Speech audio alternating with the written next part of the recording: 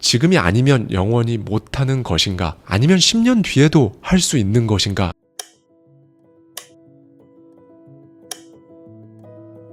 안녕하세요. 하와이 대저택입니다. 5분 안에 끝나지 않는 5분 컷, 하루 5분으로 갓생살기. 어제부터 총 3부작으로 짐킥의 마지막 몰입 속 인사이트를 가져와서 저의 생각과 함께 말씀드리고 있는데요. 오늘 영상은 2부고요. 바로 직전 영상인 1부를 먼저 시청하셨다면 오늘 영상이 조금 더 여러분들께 크게 와 닿으실 겁니다. 저자는 우리가 성공할 수 있는 길은 딱 하나밖에 없다고 말합니다. 바로 어딘가에 몰입하는 건데요. 여러분, 마음 깊은 곳에서 막 뜨거운 무언가가 꿈틀대는 느낌을 가져본 적이 언제인지 혹시 기억나시나요? 여러분을 한없이 고무되게 만들고, 그래서 실제 누가 하지 말라고 해도 알아서 행동을 막 하고, 주변에서 와, 독하다, 대단하다 라는 말을 들을 정도로 그 행동을 계속 지속하게 만드는, 바로 그게 몰입이거든요. 여러분 중에는 아마 이런 경험을 이미 해보신 분들도 계실 겁니다. 반대로 처음에는 막 엄청나게 열정적으로 불타올랐는데 시간이 지나면서 점점 시큰둥해지다가 그냥 식어버렸던 경험도 있으실 거예요. 이건 이제 몰입과는 완전히 반대 상태인 거죠. 그리고 만약에 여러분이 지금까지 해왔던 모든 일들이 이런 식이었다면 여러분은 아직 진정으로 몰입할 대상을 찾지 못하신 겁니다. 그러니까 한마디로 인생 몰입의 찬스를 아직 맞이하지 못하셨다는 거죠. 여러분, 저 역시 이 경험을 해봤지만 진짜 신기한 게 뭐냐면요. 이 몰입은 세상 끈기 없어 보이던 사람을 일관되고 끈기 있는 사람으로 완전히 바꿔버린다는 겁니다. 그리고 그렇게 몰입하고 있다 어느 순간 고개를 들어보면 어느 순간 성공해 있을 거라고 저자는 강조해요. 그럼 우리는 도대체 어디에 몰입을 해야 할까요? 바로 인생의 사활을 걸 그것에 여러분의 에너지를 쏟아야 합니다. 그러면 또 인생의 사활을 걸 그것은 어떻게 찾아야 하는 걸까요? 나는 지금 이걸 왜 하는가? 라는 물음에서 시작하시면 됩니다. 여러분, 지금 이 질문 살면서 정말 한 번이라도 해본 적 있으신가요? 아마 없으신 분들이 훨씬 압도적으로 많으실 거예요. 저자도 강조하듯이 사실 성공이라는 모든 과정은 결국 이 질문 하나로 귀결된다고 해도 과언이 아니거든요. 다시 한번 말씀드리겠습니다. 나는 지금 이걸 왜 하고 있는가? 라는 질문이에요. 만약에 여러분이 직장인이시라면 이 질문을 한번 스스로에게 오늘 해보십시오. 그거에 대해 스스로 정말 솔직하게, 어차피 여러분 스스로에게 대답하는 거니까 안 솔직한 게 더 이상한 거거든요. 정말 솔직하게 한번 대답을 해보세요. 그리고 그 대답이 정말 먹고 살려고, 그냥 돈 벌려고 이거밖에 없다면 그건 잘못 가고 있는 거예요. 직장인 분들 중에서도 그 대답 말고도 다른 대답들이 솔직하게 나오는 분들도 꽤 많거든요. 예를 들면 이 일을 해서 어떤 과정을 겪을 때마다 내 존재감을 느낄 수 있다. 스스로 뿌듯함이 느껴진다. 나는 명예를 진짜 중요하게 생각하는데 이 직업은 내 스스로 명예가 있는 것 같은 느낌을 하루에도 몇 번씩 줘서 그게 너무 좋다. 이런 대답을 실제로 하는 분들도 많습니다. 그런데 아까 말씀드린 것처럼 그냥 이 일을 하는 건 돈 말고는 대답할 게 정말 생각나지 않으신다면, 그 대답밖에 안 나온다면 지금 엄한 대로 가고 계시다는 거예요. 여러분, 잘 들어보세요. 5단계가 있습니다. 삶의 목적을 찾고 열정적으로 목표를 잡고 에너지를 쏟아서 몰입 상태로 들어가게 됩니다. 단어만 나열하면 이렇게 되죠. 목적, 열정, 목표, 에너지, 몰입. 이 5단계를 꼭 기억하셔야 합니다. 우리가 사실상 같은 단어처럼 생각을 하는 목적과 목표, 이 두 단어를 저자는 확실하게 구분하거든요. 그러니까 목표는 여러분이 달성하고자 하는 개별 사항들이고, 목적은 이 목표를 달성하려는 이유다라고 기억하시면 편하실 거예요. 그러니까 여러분이 일주일에 책 한 권 읽기, 외국어 배우기, 운동하기, 매일 30분 투자 공부하기 같은 목표를 세웠다면 이건 결국 어떤 목적을 위한 것이어야 계속 할 수 있다는 겁니다. 이런 목적을 찾아내는데 꼭 필요한 게 바로 열정인데요. 또 나왔습니다. 진부하고 식상한 단어죠. 열정. 그런데 제가 많이 말씀드렸잖아요. 식상하다는 건 그만큼 우리 삶에서 중요하니까 살면서 수도 없이 들은 거고, 그래서 식상해진 거라고 말이죠. 이 열정이 중요한 이유가 있는데요. 바로 열정이 목적을 끌고 온다는 겁니다. 열정은 쉽게 말하면 여러분의 정체성이에요. 어디 페스티벌에 가서 분위기를 즐기는 그 기분을 가지고 열정이라고 하는 게 아니라 여러분이 나는 이런 것도 즐길 줄 아는 에너지 넘치는 사람이란 정체성을 갖고 있기 때문에 그 행동을 자연스럽게 한 거고 정체성에 부합하는 행동을 했기 때문에 열정을 느낀 거라는 거죠. 스탠퍼드 대학교에서 굉장히 흥미로운 실험을 진행했는데요. 투표에 대한 의견을 묻는 실험을 했어요. 피실험자들을 A와 B 두 그룹으로 나누고 A그룹에게는 당신에게 투표는 얼마나 중요합니까? 와 같은 문항에 응답하게 했습니다. B그룹에게는 당신이 투표자라는 사실이 얼마나 중요합니까? 와 같은 문항에 응답하게 했죠. 이후 실험 참여자들의 투표율을 확인해 보니까 투표자와 같이 한 사람의 정체성에 대해 묻는 설문에 응답한 B그룹의 투표율이 A그룹보다 무려 13%나 더 높았습니다. 결국 나는 무엇이다 라는 정체성이 확실할 때 사람은 자연스럽게 행동으로 옮긴다는 걸 이 실험에서 우리는 알 수가 있죠. 여기에서 포인트가 하나 나왔습니다. 여러분이 부자가 되고 싶으시다면 정말 구체적으로 부자 정체성을 먼저 갖춰야 일상의 의식적인 결정들을 할 때 엄청난 행동의 변화가 따라오는 겁니다. 정체성은 나는 지금 돈이 없으니까와 같은 절대로 부자의 정체성일 수가 없는 그런 정체성을 지니고서는 생각이랑 몸이 따라가질 않는다는 거예요. 이게 바로 제가 많이 말씀드렸던 원하는 걸 이룰 때까지 스스로를 속여라 라는 말, 그리고 이미 성공한, 이미 부자인 것처럼 생각하고 행동해야 한다라는 말의 의미였던 겁니다.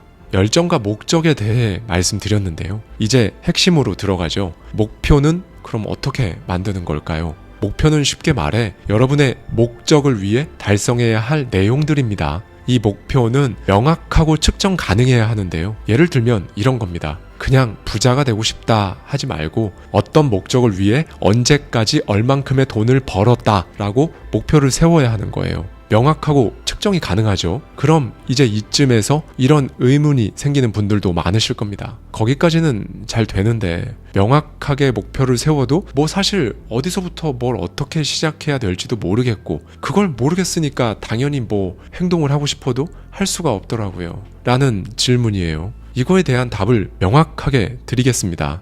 여러분이 세운 그 목표가 5가지 조건에 들어맞는지 아닌지 체크해 보세요. 만약에 여러분이 목표가 이 5가지 조건에 다 부합한다. 그러면 이건 제가 감히 말씀드릴 수 있는 게 여러분은 실제로 어떤 행동을 할 수밖에 없게 되실 거예요. 그리고 그렇게 하시는 그 무언가가 여러분의 목표랑 딱히 관련도 없고 아니 이게 목표를 달성하는데 도움이 되나 싶어도 나중에 보면 진짜 신기하게 아 결국 이게 되려고 그때 내가 그걸 했던 거구나 라는 사실도 나중에 진짜 소름 돋게 깨닫게 되실 겁니다. 5개의 조건들은 바로 이거예요.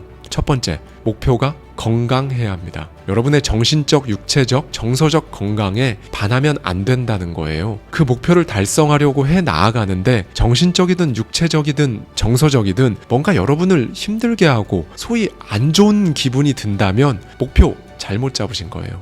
두 번째, 지속 가능해야 합니다. 여러분이 포기하고 싶을 만큼 어려운 시기에 놓였다고 해도 이 목표 자체가 여러분 스스로를 격려하고 지지해 줄 수가 있어야 하는 거죠. 세 번째로는 무엇보다 매력적이어야 합니다. 이 목표만 생각하면 진짜 좋아서 미소가 지어지고 밥 안 먹어도 기운이 날 만큼 여러분에게 매력적인 목표여야 한다는 겁니다. 네 번째, 여러분이 이 목표를 왜 가졌는지 그 이유를 여러분 스스로 알아야 합니다. 스스로 대답할 수 있으면 되는 거예요. 마지막 5번째는 진정으로 여러분 스스로에게 간절한 목표여야 합니다.